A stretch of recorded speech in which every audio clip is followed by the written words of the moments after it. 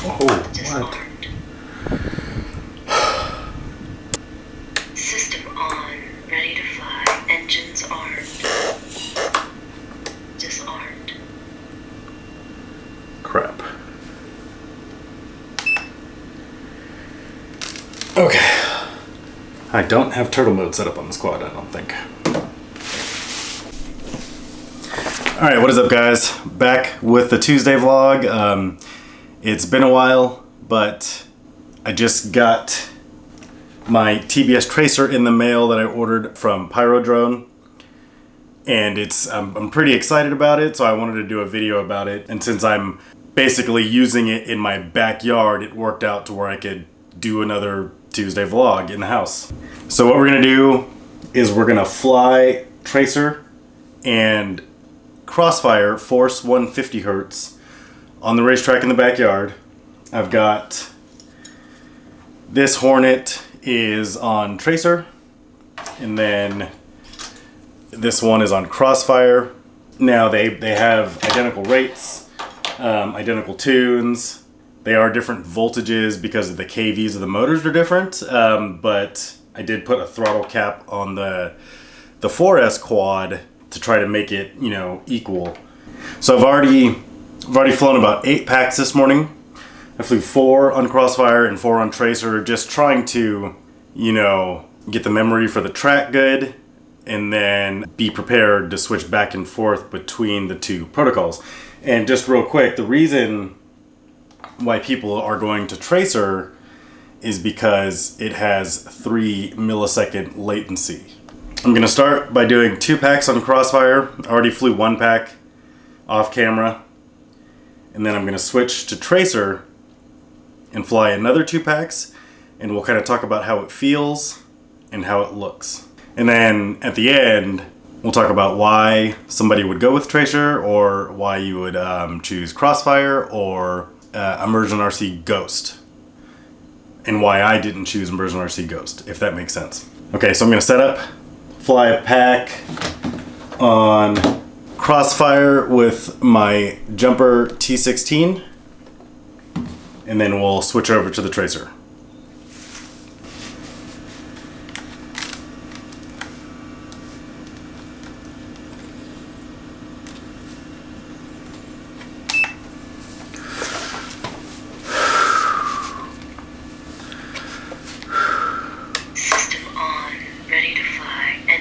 We'll just kind of start slow, see if we can avoid crashing.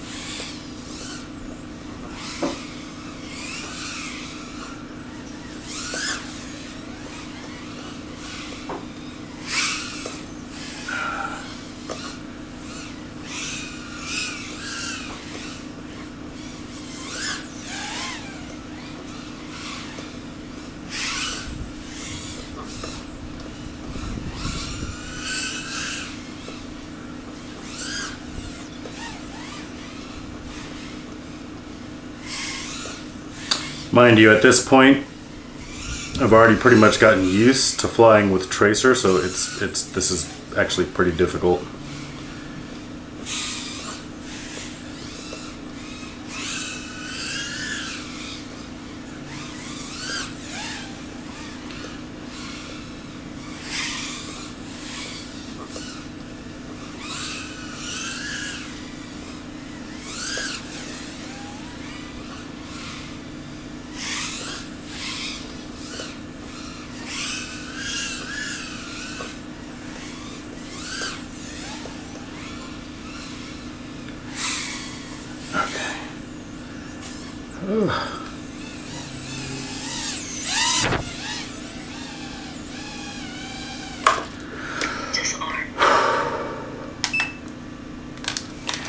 Okay, that was Crossfire. Receiving. still connected. And now I'm going to switch to Tracer. This is a Tracer Pack 2. Gotta try and be a little quick. My wife just told me that wherever she's at, it's snowing. I mean, probably wouldn't be too big of a deal. Okay, I'm gonna try to start slow, kind of warm up into it.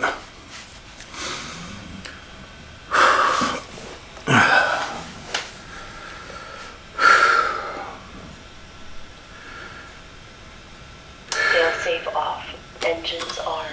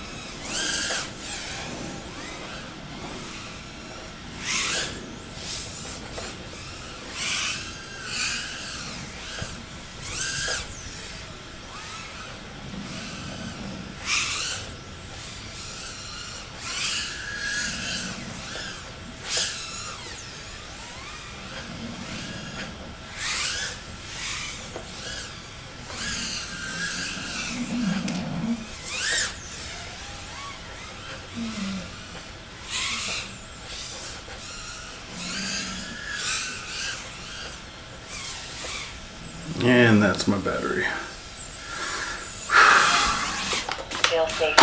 And Didn't hit the disarm switch. Oh my god.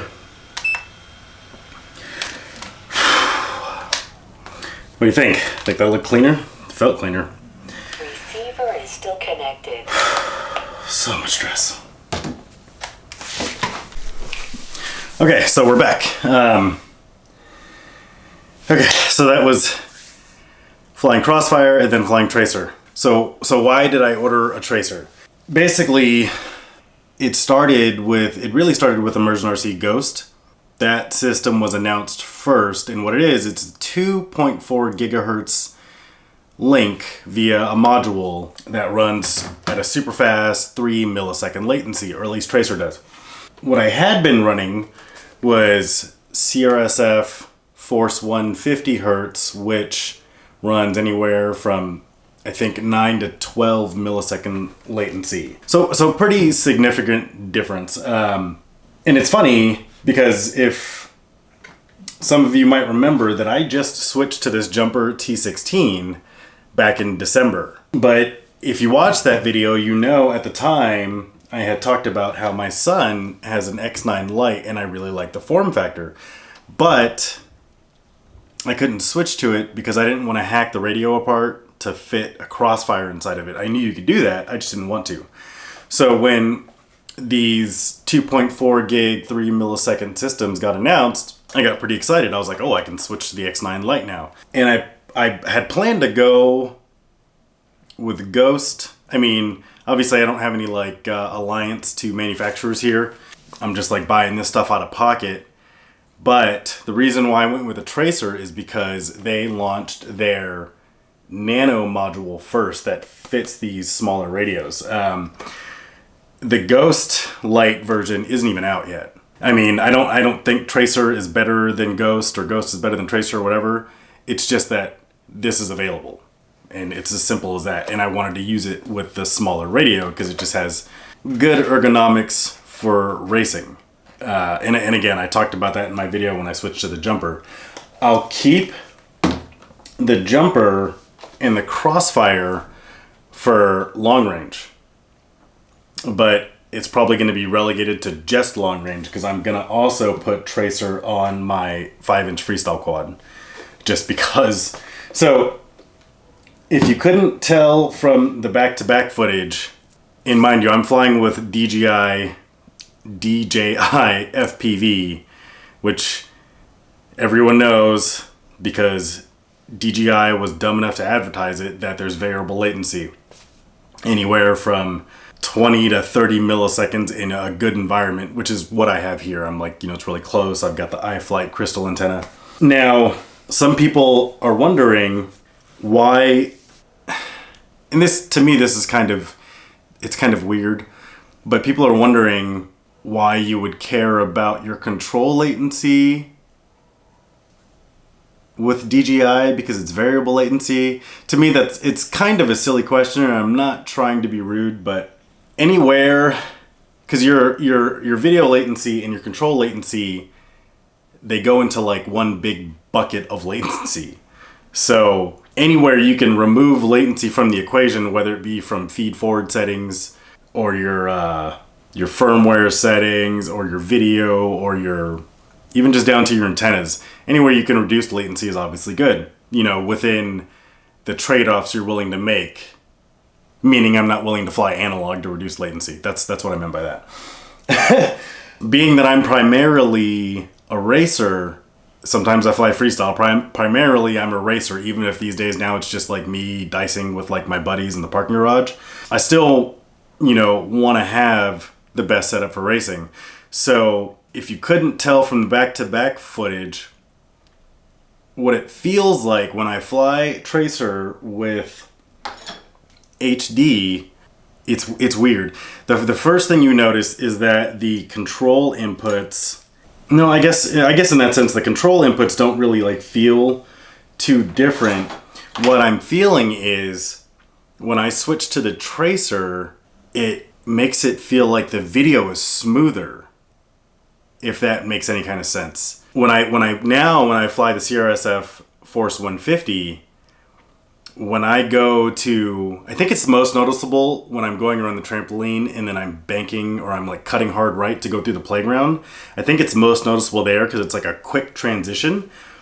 But when I do that on Crossfire, it feels like it takes forever. Even though the T16 has like a shorter gimbal throw and the rates are the same, when I hit that flick right on Crossfire, it feels really delayed now that I've gotten used to Tracer. And so flying Crossfire, and again, I've been doing this all morning back to back just to give both systems equal stick time. When I fly it on Crossfire, it feels super delayed. And that's probably the most noticeable areas going through the playground. Like I bang the stick right and it just like feels like I'm just like waiting for it to happen. And then with Tracer, it's just like, it's instant. Like in that last flight, like I could just get the timing down to where I could just like flick it right before I even get around the playground and I'm like lined up to go through the gap. It just completely changes the timing of it. So yes, even if you're flying HD, it makes sense to lower your control latency if you can for racing and freestyle. A lot of people, even now, are still saying don't get DJI for racing. I say to hell with that. If you enjoy racing and you enjoy being able to see where you're going, definitely get DJI because it's fun as hell. You know, if your whole intention of playing with flying toys is to have fun, then you should definitely consider DJI for racing. Maybe not on a national capacity, but club racing, sure. So yeah, that's why I ordered the Tracer as soon as Pyro Drone got it in stock. Did not even hesitate. It's not expensive. It was $130 for the bundle with the 3 receivers. The radio was $90. So I mean, all in all, this setup costs the same as my Jumper T16, just the jumper. It's not really a long range system. I wouldn't consider it a long range system. It only has 100 milliwatt. It's not going to have as good a penetration. Ghost might be better in that regard where it can be really fast and do long range, but again, they haven't released their light module. So if you want to use one of these small form factor radios, you're pretty much limited to TBS. And while I was off camera, in case you couldn't tell just by looking at the footage, I compared the lap times just using a stopwatch on my phone. So on Crossfire, on the second pack, and mind you, this is like the 6th pack today, I was averaging a 10.4 second lap on Crossfire. And that was, I hope you could tell, like I was really trying to get clean, consistent, fast laps, and I was managing a 10.4. On Tracer, and people might even, you know, fact check me on this, you're welcome to by timing it on YouTube. On Tracer, I was averaging about a 9.6 second lap. So that's an improvement of 0.8 of a second on a tiny backyard track where the laps are around 10 seconds. That's 0.8 out of a 10-second lap is huge. That's huge. It's not like I'm working any harder. It's just easier. I mean, yeah, even though my video latency might be variable, just having everything happen quicker with the control, it just makes the whole experience smoother and responsive. It's just, it's good. It's good. It's funny because I've been flying with Crossfire and I wouldn't have complained. Like the main reason I wanted an X9 Lite was for the form factor, and I almost thought about just getting like one of those Crossfire Nano modules for it. You know, I've been happy with Crossfire, and again, I'll still have the Crossfire, but it's like one of those situations where you don't know what you don't know. You know, this whole time I've been flying HD and CRSF Force 150, and it felt great. But that's because I didn't know what it felt like to fly Tracer. And now that I know what it feels like to fly Tracer, flying CRF Force 150 is horrible. And it's funny because I don't typically agree with Mr. Steele for obvious reasons. I mean, he's a good guy, but I mean, he's obviously on the other end of the spectrum when it comes to like opinions on certain things. But I watched his video on Tracer, and he compared it to switching from PPM to S-Bus. A lot of you aren't going to know what that means because that happened way back in like 2014. But PPM had like 80 to 100 millisecond latency. And when we like first switched to S-Bus, like when I first switched to S-Bus, I was like flying in a park and I was like turning early. I was turning so early, I was like crashing into trees. Just trying to cruise through a park. I'd be like, I'm going to bank around this tree. And I would just like fly straight into it. It's almost that significant. I would say it's about half of that. Switching from PPM to S-Bus, it's about half of that feeling, that like how drastic that was. Switching from CRSF Force 150 down to Tracer 3 milliseconds it's a huge improvement. Kind of jumping around a bit, but the receiver for Tracer is the same size as a Crossfire receiver, and you can see it comes with 2 antenna ports, but I'm only using 1 antenna, and don't get it mixed up because it's not a diversity receiver. It just has antenna diversity. So You can use 2 antennas if you want to, but you definitely don't have to. There's nothing wrong with using 1 antenna, especially on, you know, I'm using like a micro quad. That's totally fine.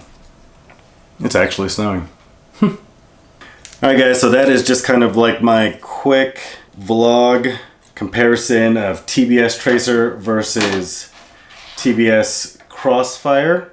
I'm gonna put links for everything in the description as usual. If you have any comments or complaints, I did try to cover everything that I could think of. Questions or complaints, leave them in the comments. And I don't ever say this because I feel like it kind of goes without saying, but don't forget to like and don't forget to sub. That feels weird saying because I feel like it's known that YouTubers want your likes and your subs.